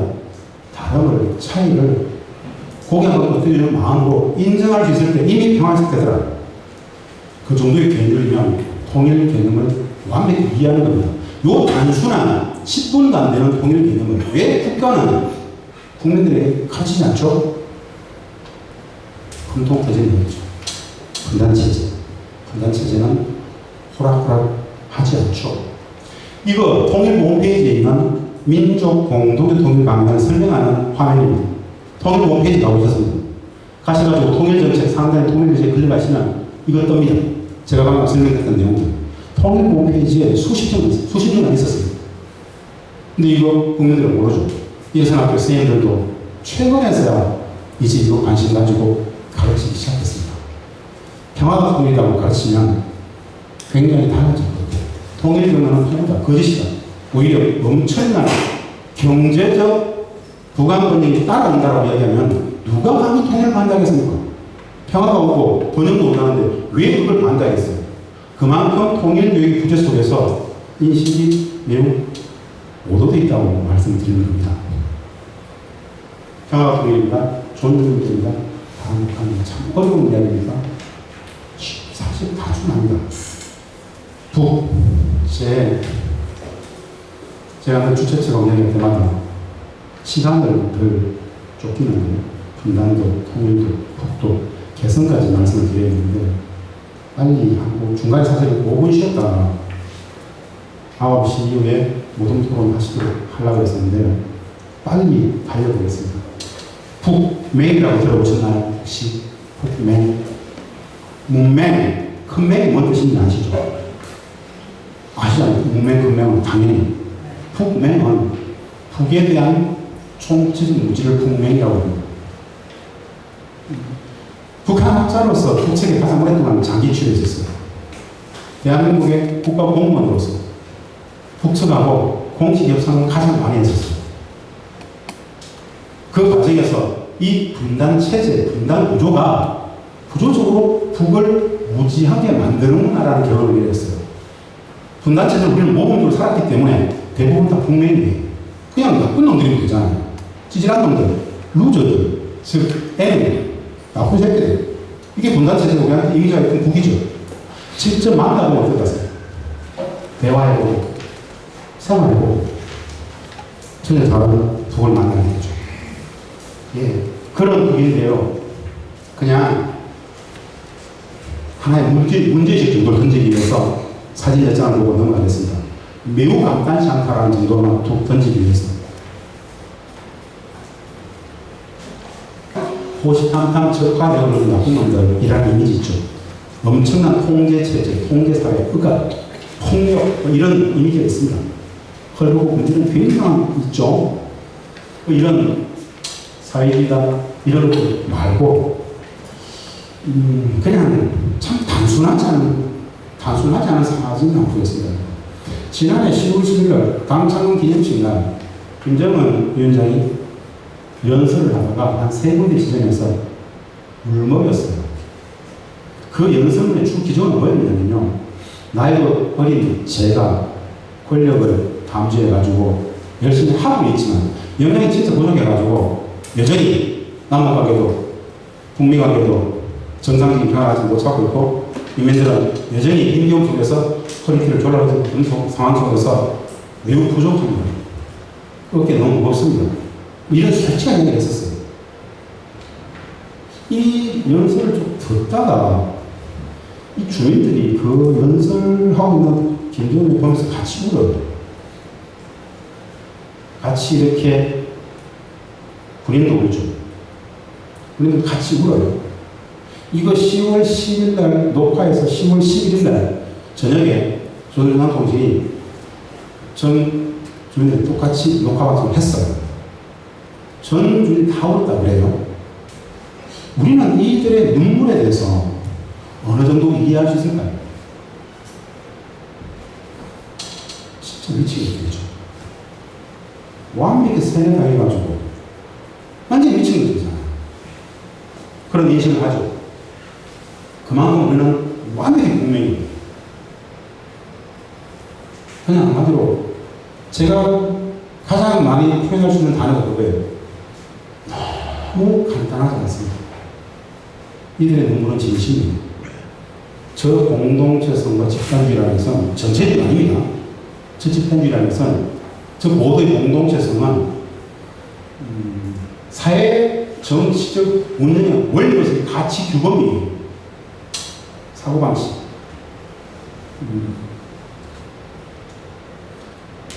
공동체에 대한 개인의 헌신과 희생, 이 이타심이 압도적입니다. 한 가지 단초로서 말씀드리면, 우리는 개인주의 사회가 상식적 가치 경험이잖아요. 개인과 공동체의 가치가 충돌할 때 당연히 개인의 가치에 따라갑니다. 북측애들한테 개인적 가치와 공동체의 가치가 충돌할 때 어떻게 되는 물어보면 그런 질문 자체가 성립이 안 된대요. 어떻게 개인적 가치와 공동체의 가치가 다를 수 있습니까? 이렇게 물어요. 이해 안 되죠. 가치 규범, 윤리, 도덕의 질서는 다르다는 거죠. 한 마을에 말입니다. 한 마을에 어린 아이가 화상을 입었어요. 엄청 화상해가지고 피부이식이 필요한 이런 중차대한 상황이에요. 우리 지금 동네에 이민현 행정위원장 정도가 마이크를 잡고 어느 집 내가 지금 다쳐가지고 화상해가지고 이렇다. 피부이식이 필요하다 이러면요. 그 마을 사람들이 다 줄을 서버려요. 내 피부이식하고. 이런 거 이해되세요? 한마디로 미쳤죠, 그냥. 우리의 가치 기본과는 너무 다른 그런 공동체를 갖고 있어요. 이 기억학스러운 이야기예요. 개성 14년, 개성내 14년에 많은 경험들이 이런 것들을 확인해요. 근데 이런 건 특별한 게 아니에요. 보편적으로 그래요. 이 다름들에 대해서 인식할 수 있을 때 조금 보이는데, 우리는 전혀 들어본 바가 없어요. 수많은 탈북자들이 분단체 이익을 보고서 하는 이야기만 계속 듣고 지지하는 것들 안 나와요. 완전히 일반화되어 있죠. 간단치 않은 뭔가 있구나라는 정도. 그냥 이거 제일 빠른 방법이 뭔지 아세요? 만나야 됩니다. 만나야 돼요. 그런데 못 만나죠. 못 보게 하죠. 전 세계에서 유일하게 북측의 드라마, 영화, 북측의 출판물, 신문을 보면 처벌할 수 있는 나라가 우리나라예요. 전 세계 어떤 나라들도 북측의 자료 드라마 있고 아무것도 마음껏 보게 해요. 그거 보면 막 이상해질까요? 안 그렇잖아요. 왜 못 보게 할까요? 우리와 거의 다르지 않다는 것들을 확인하게 돼요. 그런데 이미 확인을 해버렸어요. 어디에서? 14년간 개성공단에서 남과 북의 6만의 노동자들이 생활하면서 다 알아봤어요. 분단체제를 유지해야 될 체력은 무조건 닫아야 될 것이 있어요. 개성공단 누가 닫았을까요? 그 정도 관심 없죠. 사실은 보편적으로 국민들은. 개성은 우리가 하자고 했고 우리가 닫았어요. 우리가 한다고 했잖아요. 또 우리가 닫았어요. 개성공단 이야기로 넘어갑니다. 얘들은 왜 3박 4일씩 일주일씩 왜 회의하죠? 그냥 김정은 혼자 하면 되는 거 아닙니까? 전 세계에서 회의가 가장 많은 나라. 수많은 단위가 회의가 가장 많아요. 이들은 개인이든 기업이든 돈을 벌기 위해서 일을 하지 않아요. 기업도 회사도 개인도 돈을 벌기 위해서 일하고 돈을 벌기 위해서 기업을 운영하지 않습니다. 무엇을 위해서 기업 활동할까요? 개인의 노동의 목적은 뭘까요? 이런 가치 기본이 왜 다르다는 거예요. 노동 자체가 목적이죠. 이들에게 이윤 추구는 별로 중요하지 않아요. 관계들이 이런 다른들을 좀 볼 필요가 있어서 말씀을 드리는데요. 네, 단위들이 이런 하나 결정하면 자기들 단위 속에서 또 토론하고 개성에서 가장 힘들었던 게 뭔지 아세요? 저 초기에 회의가 너무 많아요. 대충 회의하고 막 일을 해야 되는데 우리는 대충 회의하면 어떻게 합니까? 부장 주재 회의하면 부장이 한 얘기 좀 듣고 일하면 되잖아요. 과장 주재 회의하면 그것도 전부 지시받는 거잖아요. 이들은 진짜 회의해요. 토론을 해요. 다 한마디씩 해야 돼요. 강론을 박아요. 뭔가 결정하기 위해서. 회의체가 진짜 발언들이 있다는 것. 이거 넘어가겠습니다. 그런 북이, 그 북이, 북명에 대한 그 북을 고민하고 계신 관심을 우리 함께 살 수 있을까 하는 책. 개성공단은 말입니다. 1단계 100만 평입니다. 남북 개경은 우리가 하자고 했어요. 우리가. 왜 하자면 우리가 남과 북이 개성공단을 한 건 아닙니다. 돈을 벌려고 한 게 아닙니다. 첫 번째 목적, 신뢰 구축하고 평화를 제도화하기 위해서. 인적 요소도 삶의 요소도 다 있는데 방법은 경제협력은 물리적 공간이잖아요. 제도가 되잖아요. 그래서 경제협력을 통해서 신뢰를 구축하고 평화를 만들고 싶었어요. 평화의 터전 위에 개성을 한 게 아닙니다. 불신이 있지만 이걸 하면서 신뢰를 만들어가고 평화를 제거하죠. 평화의 이제 그런 겁니다. 경협을 통해서 평화를 구현하겠다는 뜻도 있는 거예요. 2천만 병을 북측에 내놨어요. 서부전선의 최전선에 딱 5km지. 6사단, 64 기갑사단, 62 포병대단, 6만의 군병력, 군사무기체계 전부 그 군대를 북측 후방으로 숭화산 이쪽으로 10에서 15km 정도 물리고 최전선의 땅에다가 남측의 기업들을 받겠다라는 게 개성공단 사항입니다. 공단으로 보면 안 됩니다. 평화의 상징이었어요. 최전선 정예 무역 6만을 뺀다? 2년간 뺐어요. 2년간. 상상이 안 되죠. 우리가 최전선에 정예 무역 2만을 뒤로 뺄 수 있으면 6만을 뺄 수 있나요? 나라가 시끄러울 거예요. 나라가 뒤집어질 겁니다. 김정은 국방위원장은 이거 왜 했을까요?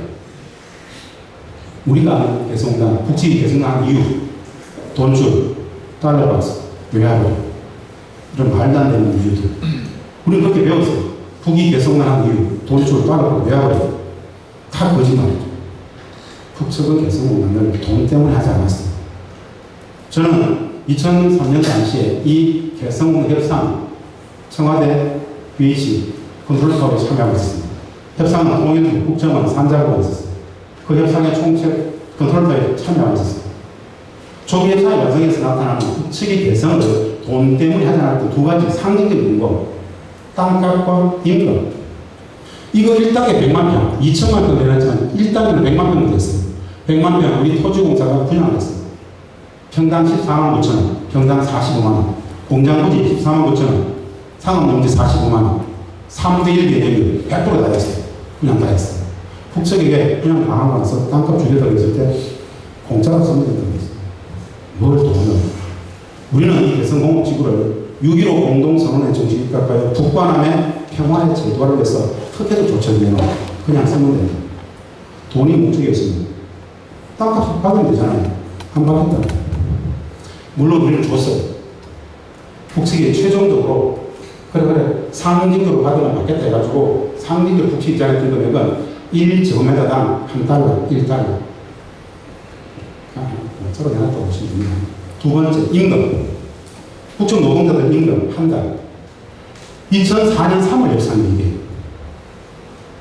우리가 100에서 200불 정도 줄 수 있다고 판단했을 때 북측이 한 3, 400불 부르면 200불 안쪽으로만 타결된다고 생각했어요. 우리가 100불 정도를 제안했을 때 북측은 월 50불이 되겠다. 50불. 달러를 기축통화로 만들어야 되겠다고 한 것은 우리입니다. 개성공단을 국제공단화 시키려면 달러가 기축통화 돼야 된다. 라는 우리의 주장을 북측이 받은 거예요. 그래서 달러가 기축통화 됐어. 그런 기축통화 달러를 베이스로 우리가 100불을 줄 수 있다고 했을 때 더 안 물어보고 아니야 50불 된다. 월 한 달에.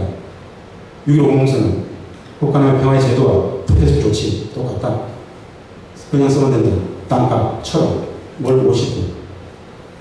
원래 진짜 돈이 목적이었으면 우리가 100불 그러면 더 낮게 받고 싶었어도 100불 받으면 되잖아요. 그러지 않았다는 거예요. 50불 된다. 그래서 북측 노동자들의 한 달 실질 임금 얼마가 2004년 12월 기준으로 50불 기본임금의 연장, 야근, 특근 이런 거 다 해서 평균 실질 수령액은 57달러. 우리 한 하루 63,000원이에요. 한 달에 63,000원이에요. 하루 일당이 아니고 월. 그 한 달에 63,000원은 그 분담 유수회사들은 퍼주기라고 해요. 사실은 미국이 중요한 게 아니고 국민들의 머릿속을 가슴을 어떻게 만든 겁니까? 퍼주기로 그런 거 퍼주기로 알아. 그럼 기만이죠. 속였죠. 경제적 관점에서 개성을 본다라면 수탁이에요. 근데 북측은 개성공단을 경제적 관점에서 보지 않았어요. 임마누엘 칸트의 연극 영화에 보니 나라와 나라 사이에 경제 협력의 관계가 높아져 버리면 구조적으로 전쟁이 나지 않는다. 구조적으로. 종전선언 평화협정보다 더 중요한 거예요. 남측의 기업들이 5,000개, 10,000개가 되어버리면 전쟁 나면 서로 피해가 너무 커지기 때문에 누구도 전쟁을 기획하지 못한다. 이런 개성공단이 5,000개, 10,000개가 되는 그런 기업이 있는 개성공단이 2개, 3개만 되어버리면 남북 간에는 실질적인 평화 상태를 구현할 수 있다. 종전 평화협정이 필요 없습니다.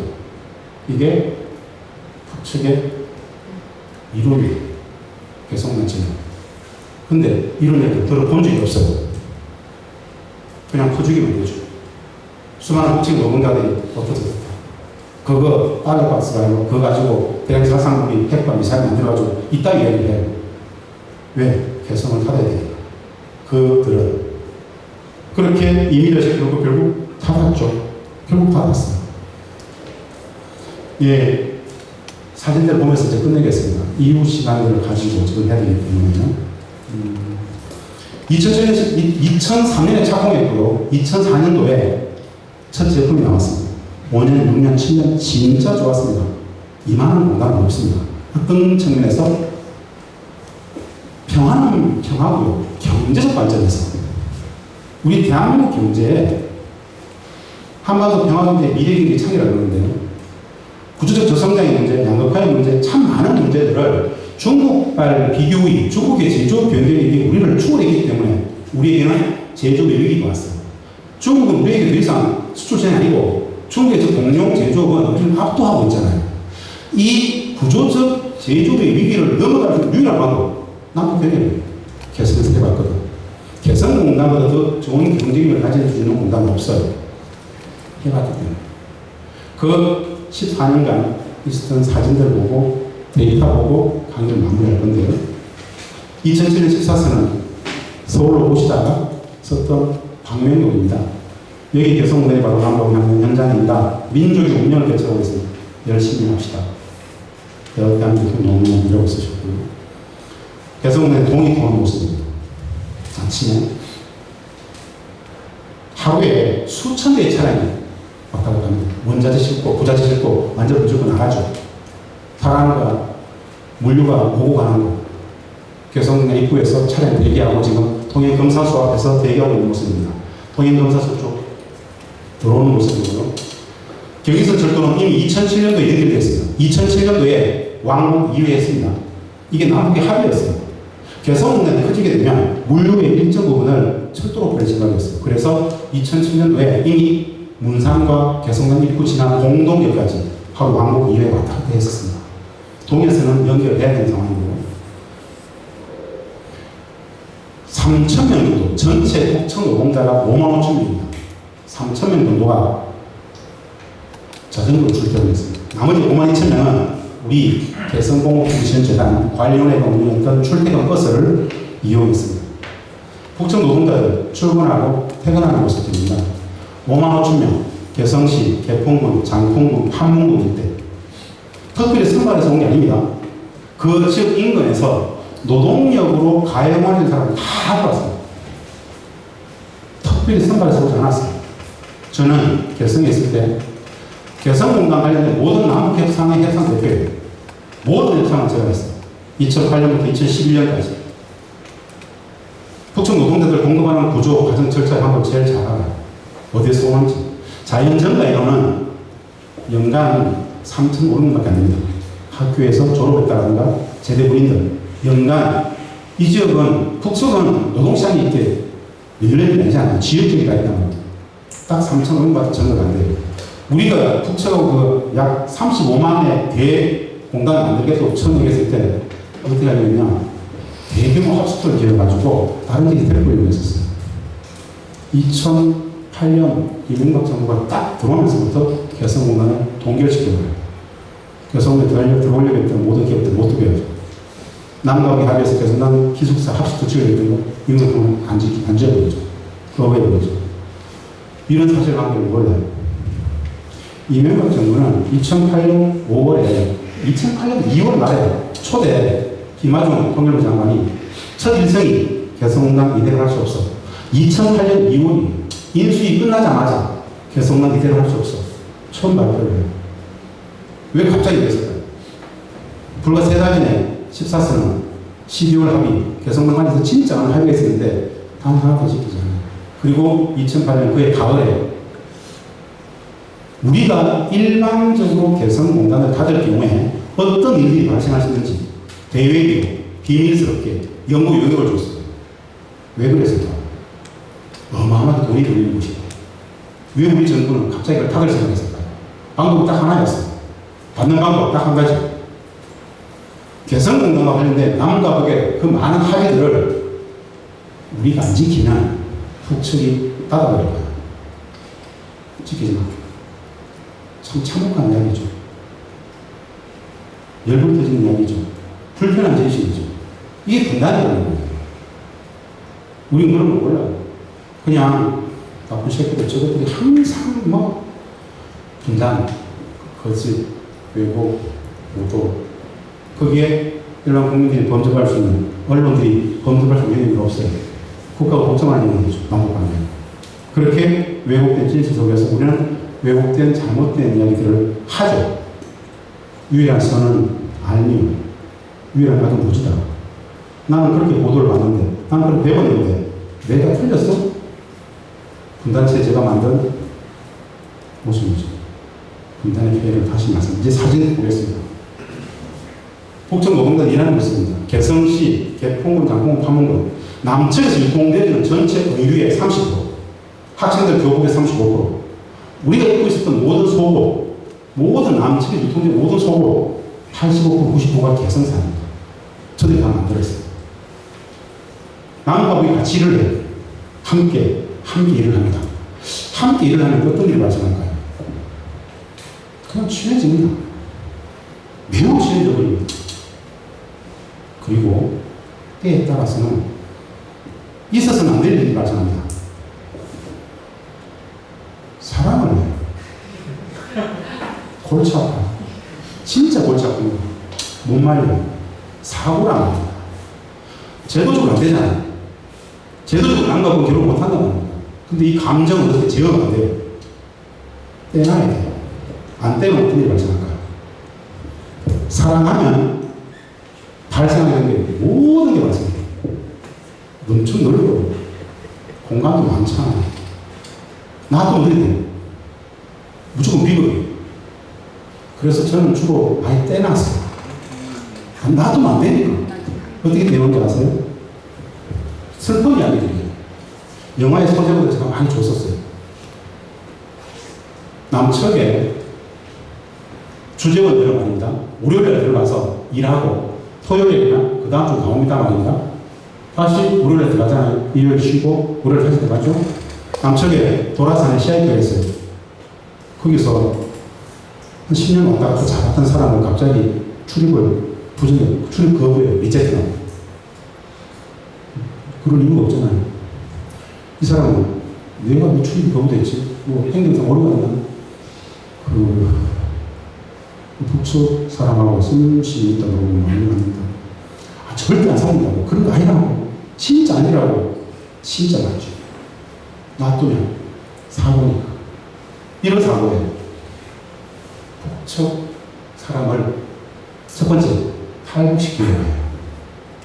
그냥 화물차 15도 틀어보는 데는 화물차에다가 중간에 와서 눕혀서 안에 막 와꾸 짜가지고 큰 냉장고 막 이런 거 구조물 짜가지고 넣어서 빼라 그래요. 실제로 그래요.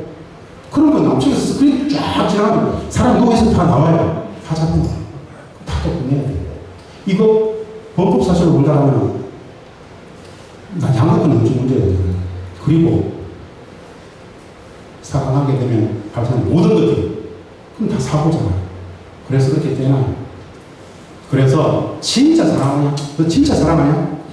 멀리서 사랑하냐? 보기만 해라. 이거 안 돼요. 그래서 아예 떼나버리죠. 경험이 나한테도 전달될 겁니다. 한번 보시길 바랍니다. 이렇게 교복 만들고요. 남과 우리 같이 일합니다. 같이 함께. 네, 최저한 모습입니다. 북한 최저. 14년 모습이고요. 남과 우리 14년간 함께했던 이해제고 패션쇼. 김태희 씨 같은 패션 모델들이 개성에서 패션쇼를 했어요. 북쪽도 배웠어요. 평양 가서 자기들도 패션쇼를 해요. 문화유산 교호자예요. 14년간 남북이 함께 살아본 거예요. 어마어마한 경험이죠. 체육 때 하는 모습이 함께 참 사진 한 장 한 장을 선생님들께 진짜 많은데요. 이들의 일상, 이들의 가치규범, 사고방식, 윤리, 도덕 이런 거 참 드리고 싶은 이야기들이 있는데 체육 때 남쪽 같이 이렇게 막 제가 공을 잘 찹니다. 족구 진짜 좋아했어요. 미쳐 있었어요. 한때. 생겨서 토요일날 북측 직원들 불러가지고 꼭 내기해요. 막걸리 먹어서 이야기하죠. 어머니는 괜찮나? 아프시다면 동생은 뭐 안경이 필요하다고 하는데 사줬나? 구해줄까? 이 많은 일상이 14년 대생의 일상이에요. 직장에 동료가 있는 거예요. 그러면 평화고 그러면 통일이죠. 특별한 게 있을까요? 정치 다 필요 없어요. 만나서 방송으로 막걸리 한잔하면 그게 평화고 통일이잖아요. 왜 안 되죠? 인식의 부재. 왜곡, 오도. 네. 북측하고 같이 있어서 영원하고 북측은 굉장히 타협점이 많습니다. 담백합니다. 이 모습이 어떤 거냐면 족구를 하는데 제가 계속 강공을 했어요. 계속 강습을 계속 찼어요. 북측에가 막 뛰어와가지고 작전탄에 불러가지고 세계 중에 하나 핑크를 쓰라니까 야, 그럼 기만 하는 거야. 계속 차야지. 이게 결성에서 일상이에요. 그런 게 평화고 우리 통일이죠. 다른 필요 없어요. 정치, 군사 우리는 그런 이야기 한 적이 없어요. 그냥 경협을 통해서 이미 평화를 만들었던 개성의 이야기. 늘 협상하는 모습입니다. 하루에 5건, 4건씩 제가 협상하는 모습입니다. 타바스 협상, 기숙사 협상, 김영철 씨 같은 사람들, 김영철, 일상권, 박명희 이런 사람들 와서 기업 찾아가가지고 무엇을 도와주면 생산성이 도움되겠냐. 참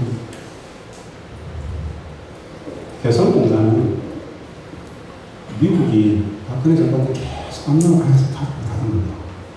분단체를 유지해야 되기 때문에. 남과 북이 함께 일했던 모습, 점심 먹고 오랜만에 사진 찍고 놀리고 서로 놀았던 시간, 남북이 함께 했던 생일식 케이크를 잘라주고 떡을 나눠 먹고 서로 친해지고 이랬던 모습. 점심시간에 밥 먹고 나와서 노는 모습들이 우리 직원들이 저단에서 근무했던 직원들 송년회, 막년회 송년회 개성에서 남북이 함께 그 한 해를 평가하고 술 먹고 같이 춤추고 놀았다. 누군가가 이거를 개성공단 남북 흥청망청 술 먹고 놀아 이렇게 쓸 수도 있고요. 개성공단 아주 이상한 거 이렇게 쓸 수도 있겠죠. 우리는 그곳에서 평화를 통일을 만들었죠. 예, 이 많은 이야기들 한도 끝도 없습니다. 한 가지만 말씀드리겠습니다. 저렇게 평화를 만들었어요. 경전에 대한민국에서 남북 경협은 우리 기업들한테 한마디로 상상을 좀 불러줍니다. 개성공단, 대치공단 전 세계 어디도 없다. 개성에서 돈 못 벌면 이미 그것은 기업이 아니다. 우리 기업 사장님들이 항상 하시거든요. 압도적 포기입니다. 이게 볼 수밖에 없습니다. 1대 30. 북측, 이게 경쟁이 이런 거예요. 저희는 보면 고품질 생산성, 세계 최고의 품질 경영이에요. 임금 5% 높게 있어요. 조세제 배제도 물류 1시간. 말이 통하잖아요. 이들은 직장을 옮기잖아요. 이직률 0%. 시간 가면 갈수록 생산이 높아지고 고품질 퀄리티 강조해요. 남측이 기술적으로 더 잘 만든다는 겁니다. 이런 곳이 어디 있어요? 남측에서 외국인 노동자 1명을 설치해서 2015년 기준입니다. 2015년 12월 기준 외국인 노동자 1명을 남측에서 쓸 수 있으면 개성공단에서는 그 비용으로 북측의 노동자 13명을 써요. 근데 그 한 명 한 명이 이 정도의 영향을 갖고 있어요. 압도적이죠. 누가 잡았어요, 이거?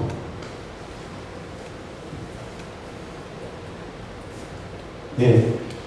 이 많은 데이터들은 제가 재단 이사장을 있을 때 중소기업 중앙회, 전경련, 수많은 기업들한테 데이터 주면서 연간 500억 달러가 해외에 투자되는데 14년간 개성에 7억 달러 투자됐다. 연간 북측에 우리 남측 곁을 한 50달러만 투자돼도 대한민국이 달라진다. 수많은 데이터 좋던 그 내용들입니다. 진짜 제조업 경쟁력 경제에 생각한다면 남북 대립을 주장해라. 이런 데이터들을 근거해서 실제로 대한상이 전 경력 많은 아이들은 남북 경쟁을 하자라고 이야기 많이 했습니다. 사실. 왜? 다른 외국 나가는 것보다는 여기가 훨씬 경쟁이기 때문에 이런 이야기들을 드렸습니다. 네, 이 많은 사진들 이제 요걸로 끝내겠습니다. 독일 통일의 주역입니다. 에곤 바흐. 빌브라이트 수단의 동방경천을 만들었던 사람이 에곤 바흐. 에곤 바흐가 몇 년 전에 돌아가셨는데요. 2005년도에 개성난 모습을 이렇게 평가했어요. 16년 전 개성난 돌아갈 때 독일 통일 방안을 내가 설계를 했지만 이런 거 상상도 좀 됐다. 한국 통일이 있다면 그렇고 이런 방식을 따라가 제2, 제3의 개성난을 만들다 보면 이미 평화 절대고 경제 통일을 볼 것이다. 그 이후에 궁극적 통일이 있다. 한국형 통일 모델은 개성문화이다. 독일 통일을 설계했던 통일의 주역 에곤 바흐가 이렇게 극찬했던 개성공단을 정작 우리 국민들이 분단 뉴스에서인데 농간에 전혀 모르고 있잖아요. 개성문화의 안 열리는 이유야? 왜 안 열리는 줄 아세요? 국민들은 요구가 없어요. 국민들이 열리는 거예요.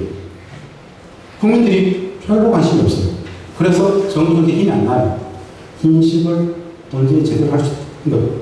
그래서 그 분단 뉴스에서는 개성난 네거티브하게 계속 이민자시켰다는 말씀을 드립니다.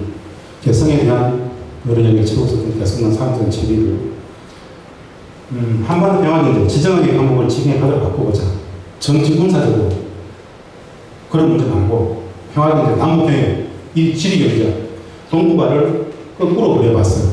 동북아를 해양으로 본다면 지중해 정중심에 이탈리아가 되는 것처럼 동북아의 정중심에 한반도가 있죠. 우리가 약소국가에서는 분단된 채 남과 북이 싸우기 때문에 약소국가예요. 남과 북이 싸우지 않는 순간 남북이 손을 잡는 순간 이미 압도적인 중견국가예요. 대한민국의 경제력은 세계 9위죠.